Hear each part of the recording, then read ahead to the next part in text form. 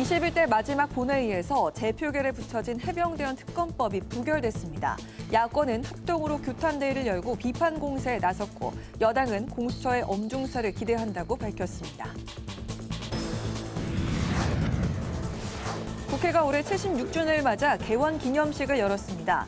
김진표 의장은 22대 국회를 향해 대화와 타협으로 국민에게 새 희망을 주는 국회가 되길 바란다고 강조했습니다. 22대 총선 화제의 당선인을 만나보는 파워 인터뷰. 오늘은 30여 년 기자와 앵커의 길을 걸어오다가 국민의힘 영입인대로 정계 입문해 서울 서초 을에서 승리한 신동욱 당선인을 만나보겠습니다.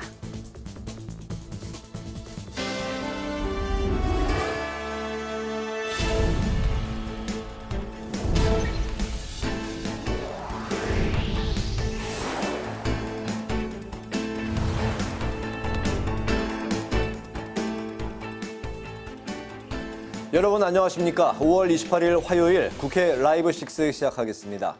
오늘 뉴스는 본회의 중계방송으로 조금 늦게 방송합니다.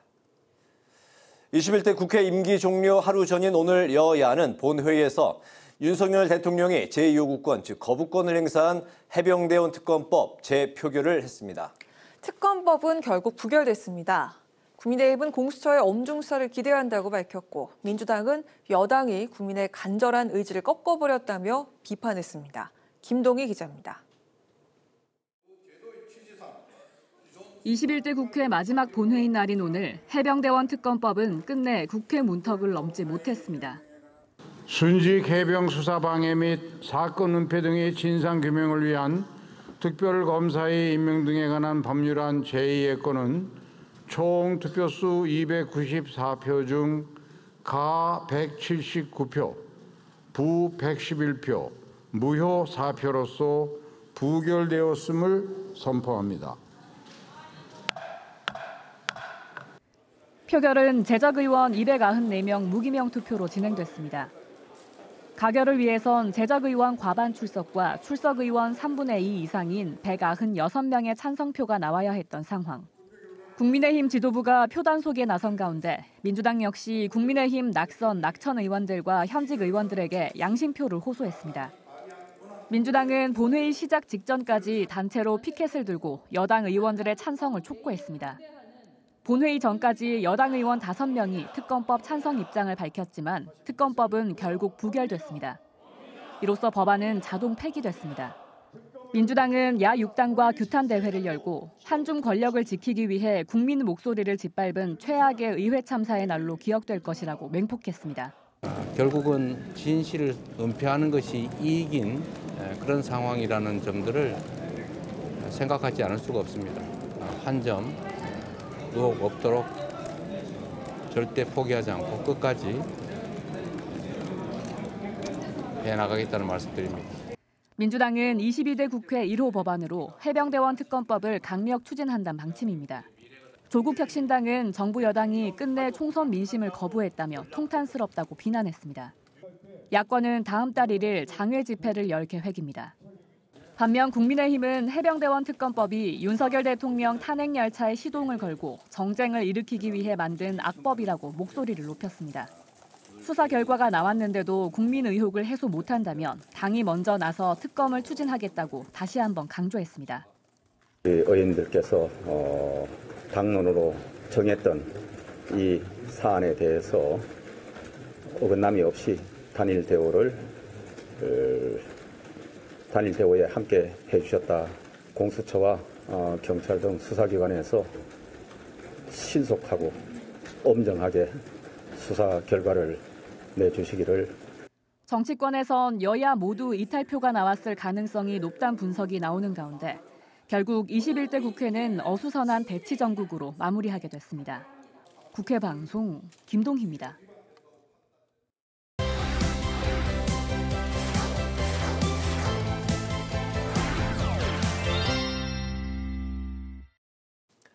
네, 오늘 이슈픽 서완한 객원 기자와 함께 오늘 열린 21대 국회 마지막 본회의 이야기부터 다뤄보겠습니다. 굉장히 오늘 긴박했던 하루였던 것 같습니다. 어서 오십시오. 네, 안녕하십니까? 네.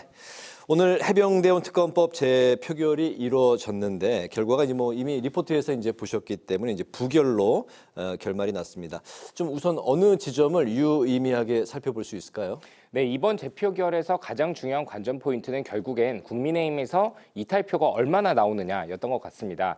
공식적으로 이 해병대원 특검법에 찬성 의사를 밝혔던 국민의힘 의원은 5명이 있었습니다. 그리고 민주당은 이 박주민 의원이 본회의 토론에 참석했을 때 이 70일 최대 100일 안에 신속하게 수사 결과가 나올 수 있는 만큼 찬성해달라고 호소를 하기도 했죠. 하지만 국민의힘에서도 사전에 이 윤재옥 전 원내대표까지 나서서 이 국민의힘 내부 단속에 나섰고 그리고 그 결과는 리포트에 보신 것처럼 294표 중에 찬성 179표, 반대 111표, 무효 4표로 부결이 났습니다. 네. 이 113명의 국민의힘 의원을 포함해서 범보수인 115명 중에 5명이 공식적으로 찬성을 밝힌 상황에서 이 179명의 찬성표만 나왔다는 건 거꾸로 이들이 찬성표를 그대로 던졌다는 건 민주당에서도 이탈표가 있었다는 해석이 나올 수가 있거든요. 이 그동안 국민의힘에서는 한 자릿수, 민주당에서는 최대 이 10여 표가량의 이탈표를 예상을 했었지만 이 예상보다 낮은 찬성 득표수에 민주당이 이를 22대 국회에서도 해병대원 특검법을 강행하겠다고 밝혔지만 처리가 쉽지 않을 것이라는 전망이 나오기 시작했습니다. 네, 그동안 이제 공식적으로 국민의힘 의원 중에서 뭐 찬성표를 던지겠다 했던 그 5명이 상식적으로는 뭐 무효표나 아니면 이제 뭐 반대표로 돌아섰을 가능성은 이제 거의 없다고 추측을 하고 있고 오히려 민주당에서 한 10표 정도 이탈표가 나왔을 것이다. 이게 뭐 이제 무기명이기 때문에 어디까지 다 뭐 추측으로 끝날 수밖에 없는 상황이죠.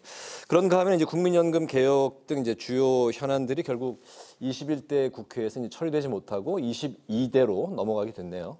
네, 그렇습니다. 중요한 법안 중에 하나죠. 특히 민주당이 이 해병대원 특검법 등 이 쟁점 법안을 단독 상정을 예고하면서 여야가 결국 마지막까지 국회 일정에 합의하지 못한 결과이기도 합니다. 이 추경호 국민의힘 원내대표는 이 국민연금 이슈와 관련해서 오늘 오후 원내대책회의 때 이 당의 당침에는 다른 변화가 없다라고 잘라서 말하기도 했습니다.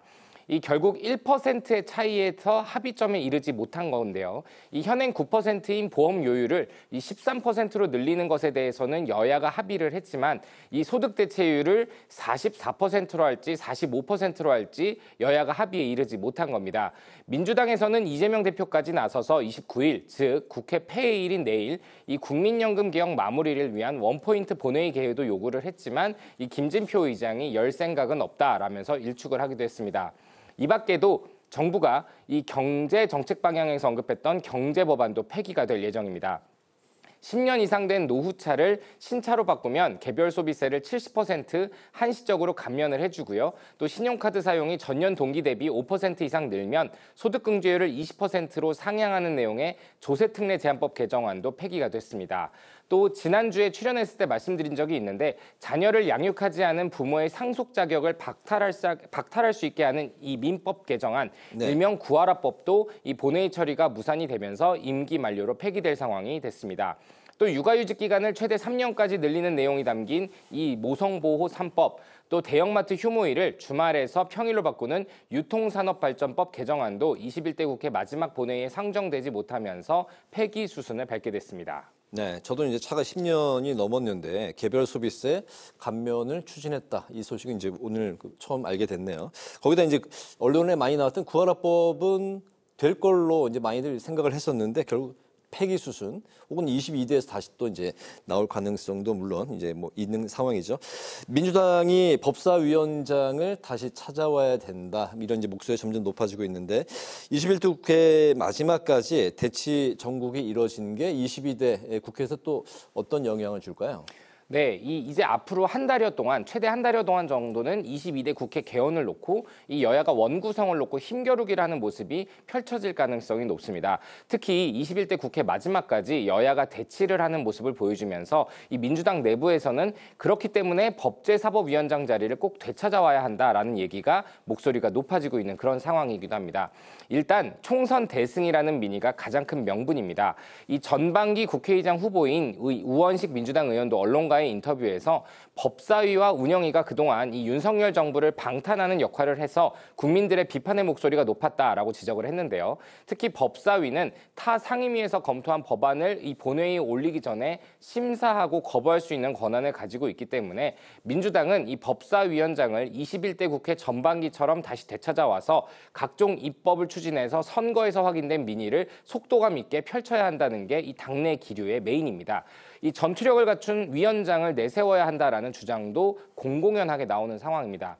이 보통 3선에서 4선 중진이 위원장을 맡았거든요.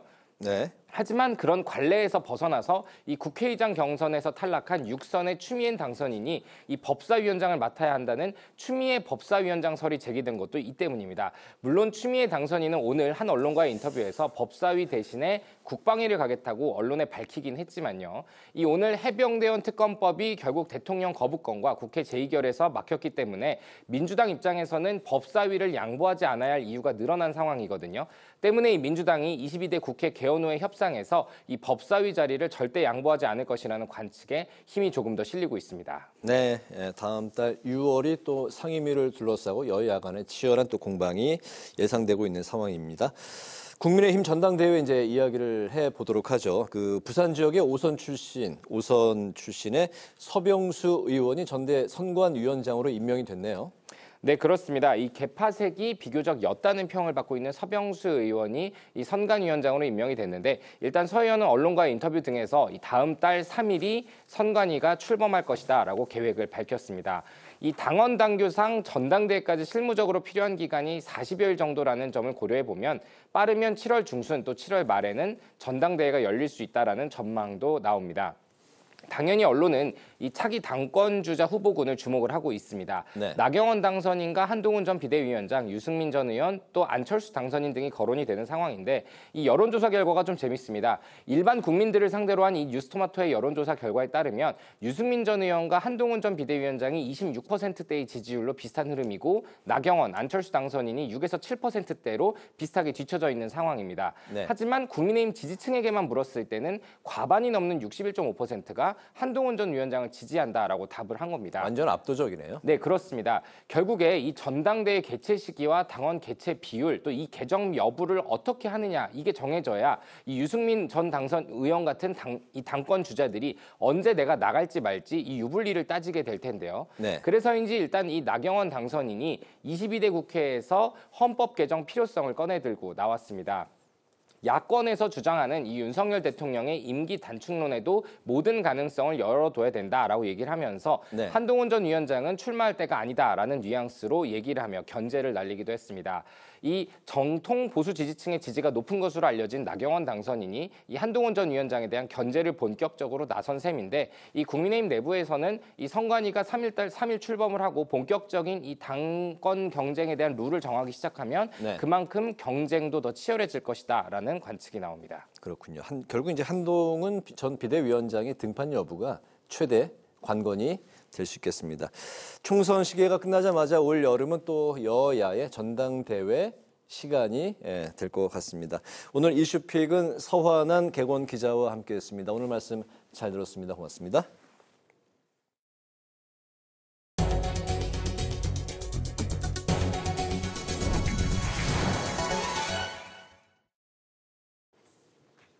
국회가 개원 76주년을 맞아 기념식을 개최했습니다. 김진표 국회의장은 국회는 대의민주주의 심장이라고 강조하며 22대 국회에선 대화와 타협의 정치로 국민 신뢰를 회복해달라고 당부했습니다. 보도에 강민지 기자입니다. 1948년 5월 31일 재헌국회가 처음 문을 연 후 76번의 개원을 맞는 대한민국 국회. 김진표 국회의장과 주요 정당 지도부들이 참석한 가운데 국회에서 이를 축하하는 개원 기념식이 열렸습니다.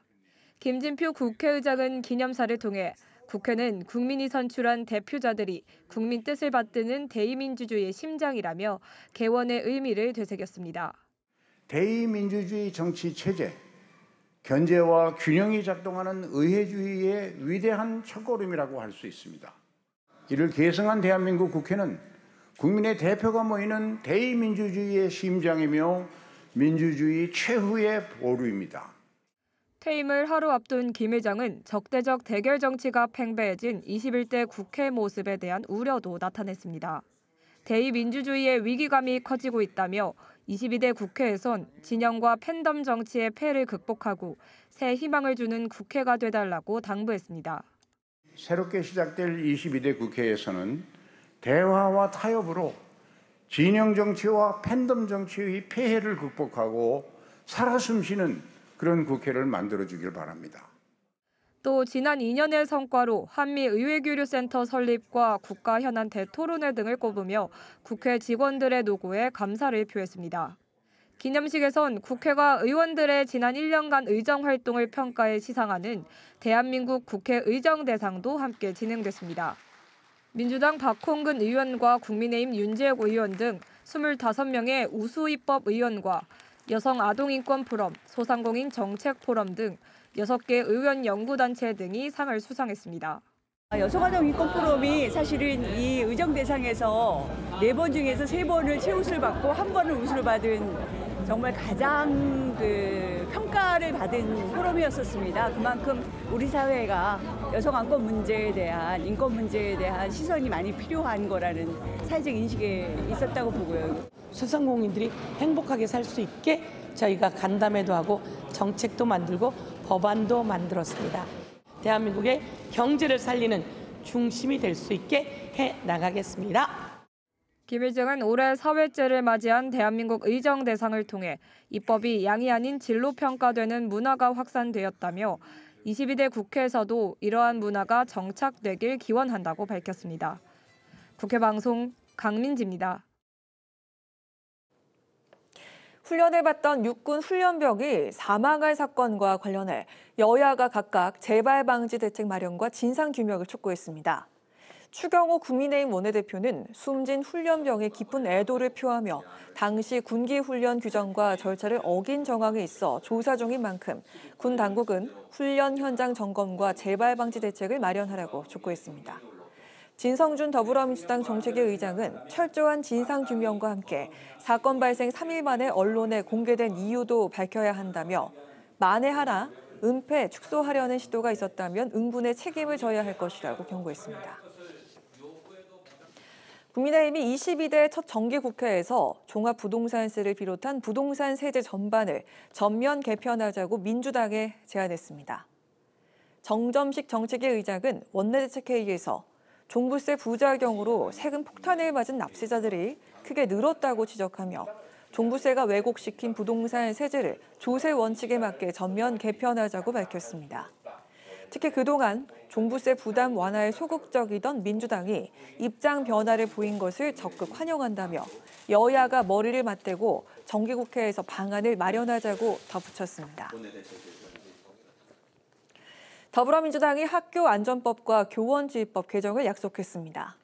백승하 원내 부대표는 원내측회의에서 시랜드 화재 사건과 세월호 사고 등을 언급하며 체험학습에 참가한 학생들이 여전히 안전을 위협받고 있고 교사들은 사고가 발생하면 무한 책임 추궁에 놓인다며 이같이 말했습니다. 특히 안전업무 매뉴얼을 보강하고 안전사고 방지책을 마련해야 할 정부는 직무유기를 하고 있다며 입법으로 학교를 지켜나가겠다고 강조했습니다. 김진표 국회의장이 국회를 방문한 오동훈 고위공직자 범죄수사처장을 접견하고 고위 권력층에 대한 성역 없는 수사를 당부했습니다. 김 의장은 오 공수처장에게 살아있는 권력을 수사하기 위해 만들어진 공수처의 수장으로서 정치적 편향 없이 수사할 것을 촉구했습니다. 특히 해병대원 사망 사건 외압 의혹을 수사 중인 공수처가 통신 비밀 확보 등 적극적으로 수사를 진행해야 한다고 강조했습니다.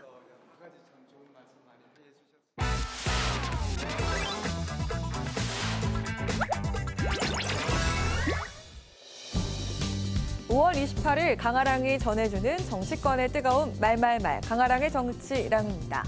오늘 첫 번째 주제는 대통령의 탈당입니다.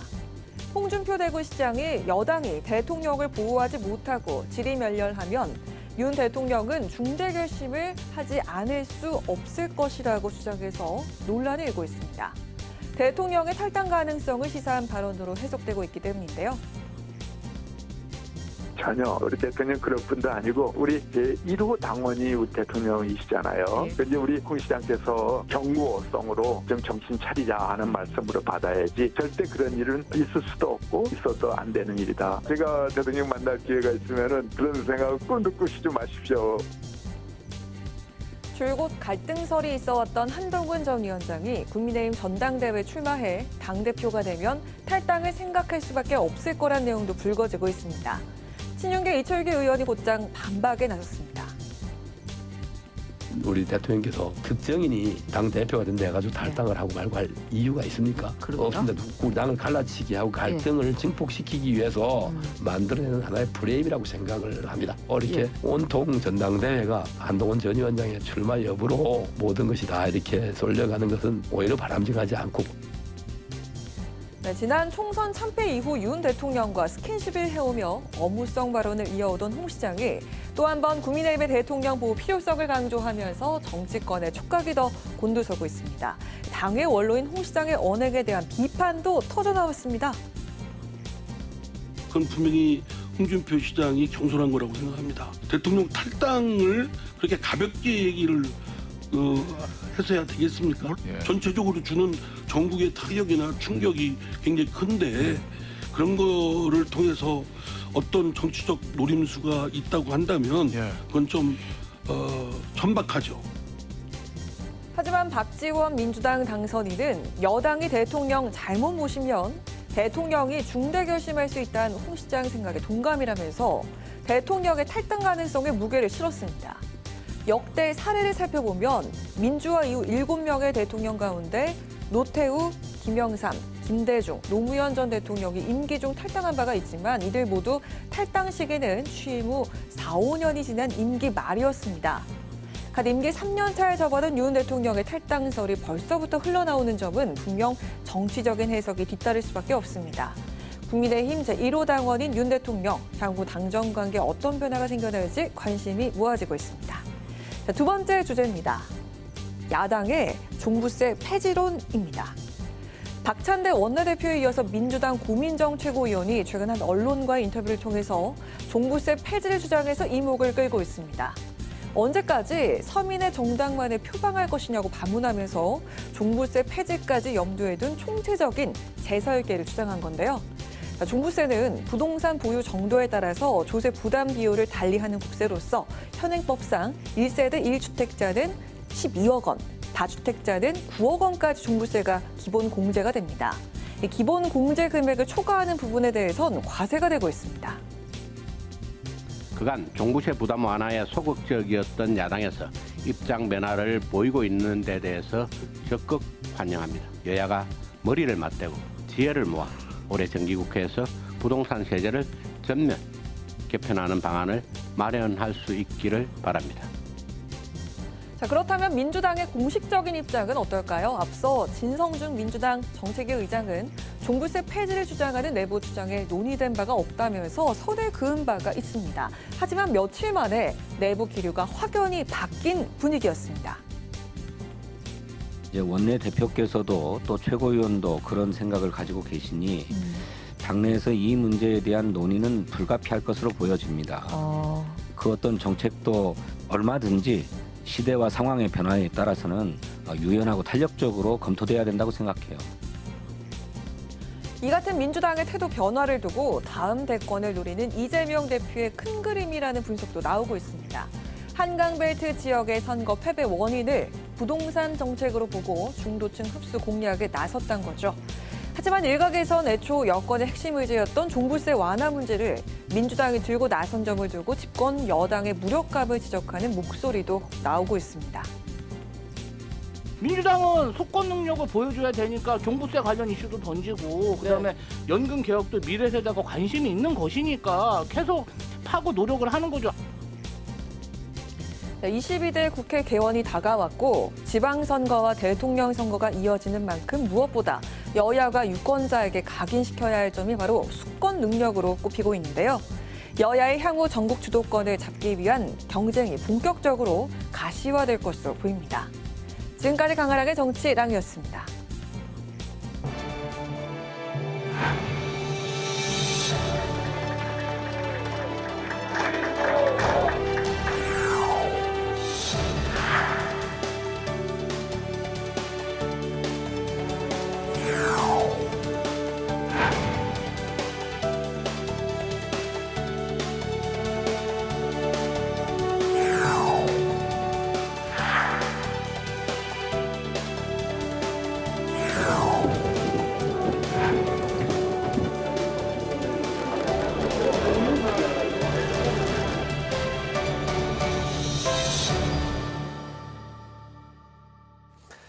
22대 국회의원을 미리 만나보는 파워 인터뷰 화제의 당선인. 오늘 모실 주인공은 30여 년 기자와 앵커의 길을 걸어오다가 영입 인재로 정계에 입문해서 서울 서초을에서 당선된 정치인입니다. 국민의힘 신동욱 당선인 모셨습니다. 반갑습니다. 안녕하세요. 예, 반갑습니다. 네, 반갑습니다. 초대해 주셔서 고맙습니다.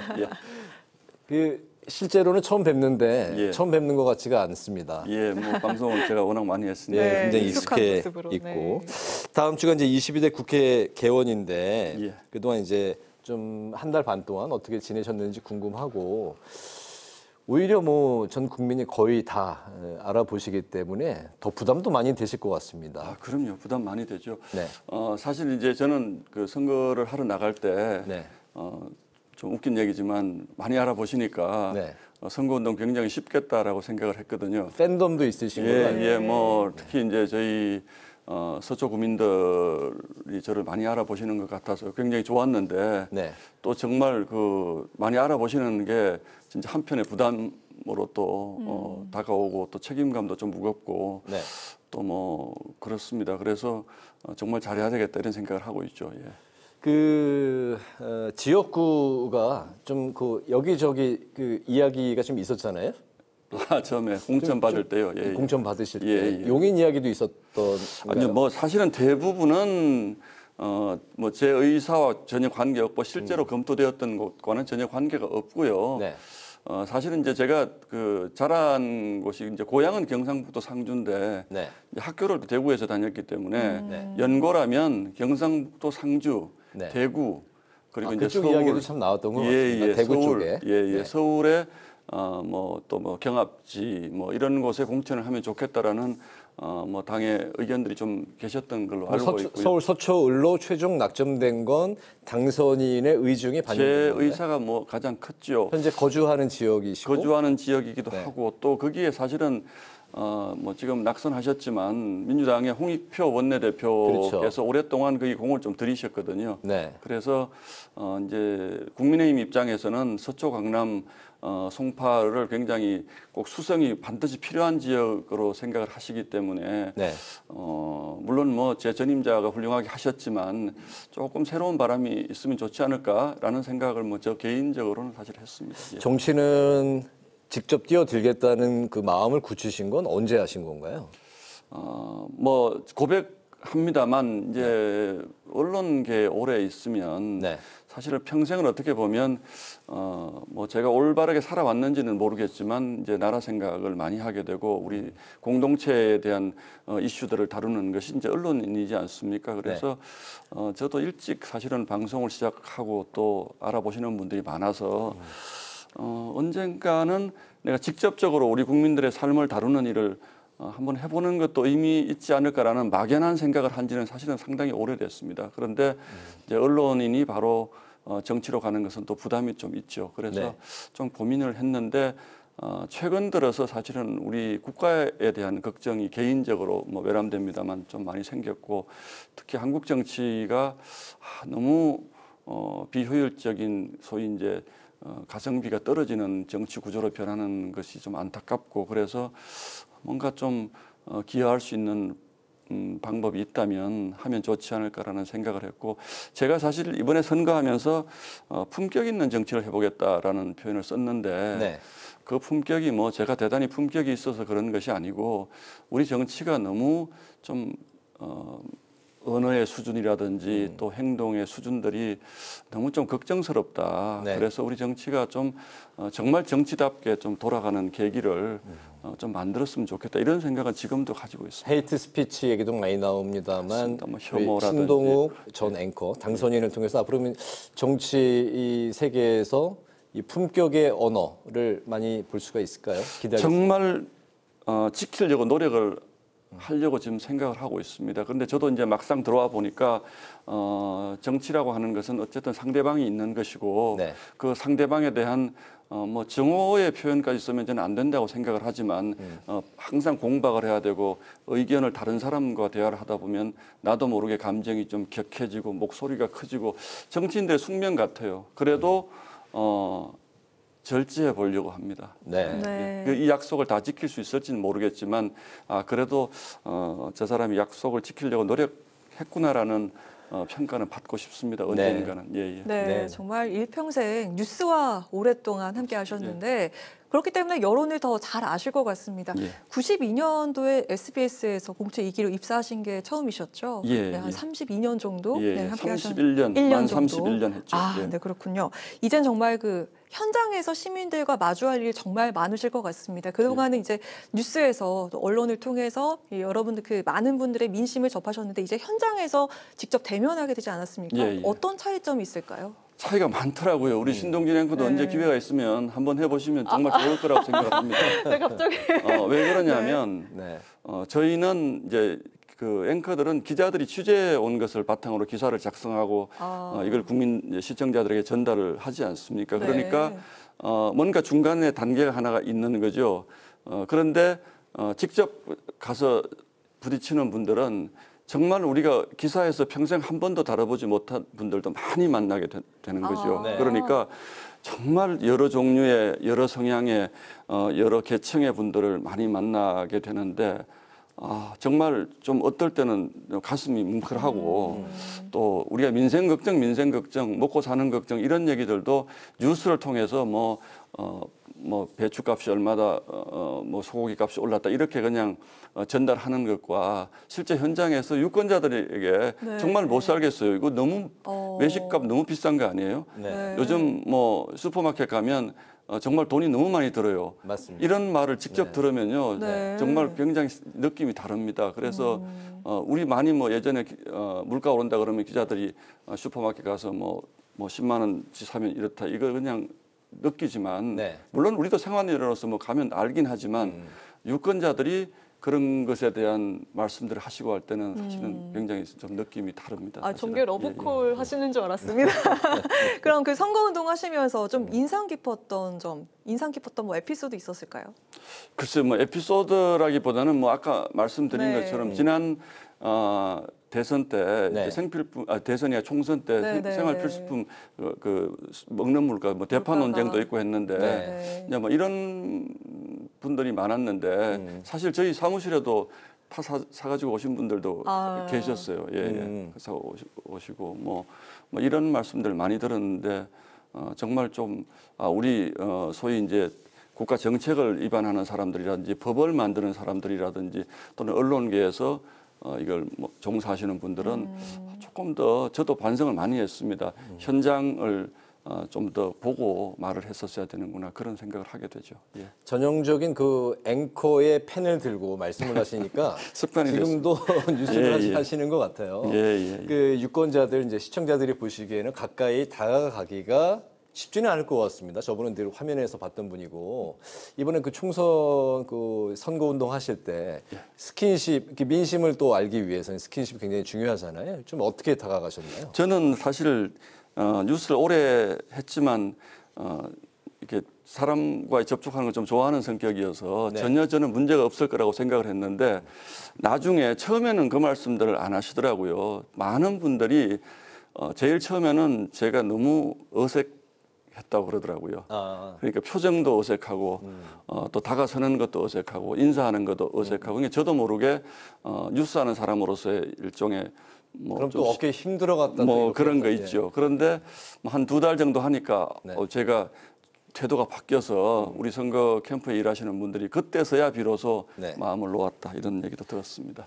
지역구 그 서초을이신데 서울에서 면적이 가장 그 넓은 그 지역구라고 이제 하는데 어떤 문제가 가장 그 시급한 현안입니까? 22대 국회에서 어떤 문제를 좀 가장 해결해 서초을은 뭐 비교적 경제 여건이 좋은 곳이죠. 우리가 흔히 알고 있는 서초동은 이제 서울의 부촌이고 그러나 이제 서초을 양재역을 지나가면 서초을 지역 쪽으로 가게 되면 의외로 아직은 좀 경제적으로 어려우신 분들도 많고 또 교통 문제가 사실 좀 심각합니다. 경기도 남부 지역에서 서울로 진입하시는 분들이 대개 저희 서초을 지역을 통해서 서울로 들어오시는데 교통 문제가 사실 굉장히 심각해서 이제 제가 내놓은 공약 중에 하나도 아주 뭐 시간이 많이 걸리는 공약이긴 합니다만 경부고속도로를 지하도로를 뚫어서 네. 서울로 진입을 하게 해주자라든지 또 이제 과천에서부터 이제 송파구 위례까지 가는 이제 광역철도를 좀 빨리 좀 착공을 해서 이제 우면동 지역에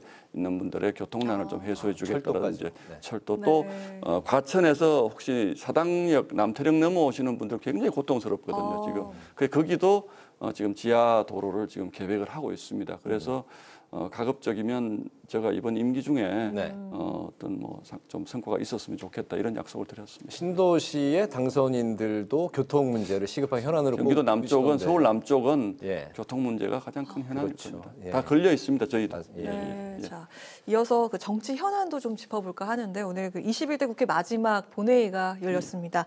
해병대원 특검법은 끝내 부결이 됐는데 이 오늘 결과를 좀 예상을 하셨는지 궁금하고요. 특검 문제 과연 어떻게 해결해야 할까요? 저는 뭐 여러 방송에 나가서 뭐 거부권 행사하더라도 2차 투표를 역시 넘지 못할 것이다. 이제 이런 제 예상을 많이 했고요. 네. 이거는 뭐 제가 짤막하게 설명을 드리면 제가 여러 번 말씀드린 것처럼 군대 보낸 우리 그 소중한 우리 20대 청년이 그 숨진 것에 대한 억울한 것이 있다면 그대로 또 우리가 진상 뭐 충분히 밝혀야 된다. 그러나 야당이 필요 이상으로 이것을 정쟁으로 몰고 가면 국가를 위해서 헌신한 분에 대한 모독이다라고 저는 생각을 하고 있습니다. 네. 그래서 그런 부분에 대해서는 오늘 뭐 표결의 표수를 보더라도 우리 국민의힘은 뭐 대부분 우리 당이 결정한 그런 의견에 네.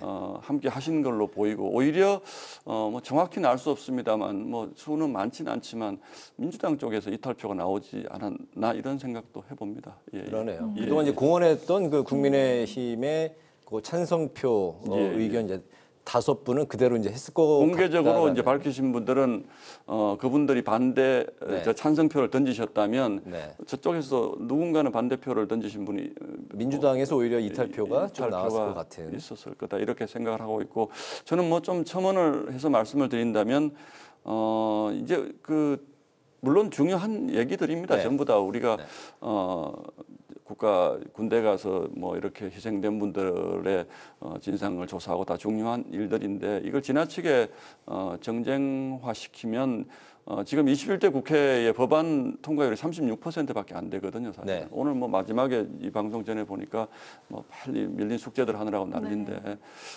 이렇게 시작을 하면 22대 국회는 더 나쁜 국회가 될 거란 걱정 많이들 하시잖아요.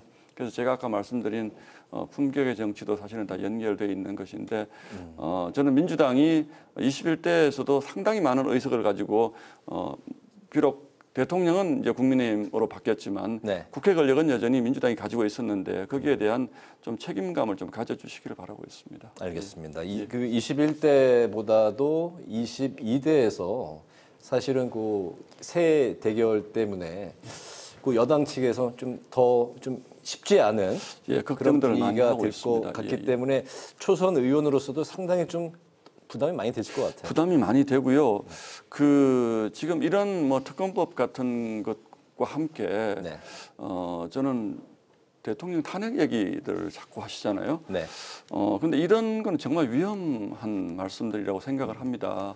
물론 뭐 대통령이든 누구든 법을 어긴 것이 있으면 처벌을 받아야 하고 또 탄핵될 사유가 분명하다면 뭐 그건 또 그때 가서 얘기할 수 있는 것인데 이런 다른 정치적 쟁점화시킨 법안들을 고리로 해서 대통령의 탄핵을 자꾸 거론하는 것은 이거는 앞으로 정치를 정쟁으로 끌고 가겠다는 분명한 의도로 보이기 때문에 저희가 비록 숫자는 적습니다만 막을 것은 분명히 막고 또 협조할 것은 또 야당의 협조를 구해야 되겠습니다만 그렇다고 해서 저희가 야당이 요구하는 것을 뭐 이렇게 다 들어주고 이렇게 할 수는 없는 국면인 건 분명한 것 같습니다. 21대 국회에서 연금 개혁이 이제 무산이 됐습니다. 22대로 넘어가게 됐는데 연금 개혁 좀 어떤 분위기로 가야 될까요? 연금 개혁 꼭 필요하죠. 뭐 이것을 이제 잘못하면 우리 미래 세대들에게 굉장히 큰 부담이 되는 것인데, 뭐 이재명 대표께서 지금 뭐 역제안을 하셔서 국민의힘은 지금 받지 않는 이런 상황으로 돼 있는데, 그러나 이재명 대표는 숫자만 하나 말씀을 하셨을 뿐이지 그 밑에 달려 있는 많은 조건들을 다 빼놓고 그 말씀을 하기 때문에 모수 개혁을 구조개혁 민주당이 문제가 받아들이고 굉장히 중요한 문제인데 그 부분을 다 빼놓고 얘기를 하는 거죠. 구조개혁은 이제 22대에 가서 이야기하자 이제 그런 입장이죠. 그런 입장이죠. 근데요, 일단 차는 출발을 시키자. 개혁의 차는 이런 말씀이신데 승객이 하나도 안 탔는데 어떻게 출발을 시킵니까? 어느 정도는 태워놓고 출발을 시켜야 하는데 저는 뭐 이재명 대표를 지금 와서 탓하고 싶은 생각은 전혀 없고요. 네. 이제 내일 모레가 22대 국회인데 똑같이 제가 반문하고 싶습니다. 의지가 있다면 이 숫자는 왜 못 받느냐고 이제 민주당이 얘기를 하지만 의지가 있으시다면 22대 가서 충분히 네. 새로운 위원회 빨리 구성해서 좀 빨리 해결했으면 좋겠습니다. 네. 네. 그 윤 대통령의 탈당설이 있습니다. 그러니까 황우여 위원장은 가능성은 없다 이렇게 일축을 했는데 홍 시장이 그 여당이 대통령을 보호하지 못하면 대통령이 아마 중대 결정을 할 것이다. 이거는 그 탈당 가능성을 시사한 것으로 보이거든요. 이후 공방이 좀 벌어지기도 했는데 이번 사안 좀 어떻게 보시는지요? 홍 시장님이 대통령의 생각을 정확히 모르실 것 같은데 왜 그런 말씀했는지 잘 모르겠고요. 네. 이제 과거에 이제 여당 집권 여당이 다수당인 시절에 대통령이 이제 탈당을 해서 당적이 없는 이런 상태로 간 적이 몇 번 있었는데 지금은 제가 보기에는 저희가 절대적인 소수당이기 때문에 네. 대통령을 탈당시키는 거는 대통령도 그렇게 되면 네. 전혀 국정 운영을 하기 어려워질 것이고 저희도 여당으로서 그건 가능성이 없는 얘기라고 저는 생각하고 있습니다. 네네. 탄핵 준하는 대통령의 탈당도 역시 전국에 미치는 파장이 굉장히 크기 때문에 이 역시도 현실화되기는 굉장히 좀 현재로서는 희박하다. 저는 지금으로서는 네. 그런 얘기보다는 집권 여당이 당정이 똘똘 뭉쳐서 네. 앞으로 남은 3년 동안 대한민국의 미래를 위한 좋은 정책을 많이 내놓고 또 그걸 통해서 국민들로부터 심판받으면 충분하지 않을까 그런 생각을 가지고 있습니다. 당선인께서 이제 또 말씀하셨던 이기는 정당으로 가기 위해서는 현재 그렇습니다. 이 상황에서 이제 예. 국민의힘 입장에서는 하나로 똘똘 뭉쳐야 되겠죠. 잘하면 이길 수 있습니다. 그것이 이제 제 생각입니다. 국민의힘에서 이제 총선 백서를 두고 여러 가지 이제 또 논란이 일고 있지 않습니까? 예. 이제 어쨌든 그 백서 특위가 한동훈 전 비대위원장을 면담을 하겠다 이런 이야기가 나왔고 거기에 대한 또 공방도 있습니다. 백서 좀 그 어떤 분위기로 어떤 내용이 좀 담겨야 될 것 같고 백서 그 발간 시기도 중요할까요? 중요하다면 언제쯤 나오는 게 좋을까요? 저는 새 지도부 이미 타이밍을 놓친 거라고 생각을 하고요. 네. 백서는 어떤 정치적으로 오염되기 전에 속도감 있게 빨리 만들어서 빨리 발표해야 된다는 것은 저희 처음부터의 저희 주장이었습니다. 그런데 어쨌든 이미 백서가 정치적으로 오염된 이상 지금 어중간한 시기에 내는 것보다는 차라리 조금 더 늦춰서 발간을 하든 저희끼리 회람을 하든 하는 것이 좋다. 그래서 아마 새로운 지도부가 출범하고 나서 그 작업을 마무리하는 것. 왜냐하면 지금 이게 한동훈 전 비대위원장의 출마하고 이렇게 연결되면서 굉장히 논란이 컸던 것이기 때문에 지금 나오면 전당대회 전에 나오게 되면 결국은 그 얘기와 또 결부가 될 겁니다. 그러니까 그건 안 되는 거죠. 그렇게 되면 이미 의미가 없어져서 저는 차라리 그냥 어차피 이렇게 실기했다면 이후에 새 지도부가 들어선 이후에 발간하는 것이 맞다 이렇게 생각을 하고 있습니다. 한동훈 전 위원장은 출마할 분위기입니까? 잘 모르겠습니다. 예.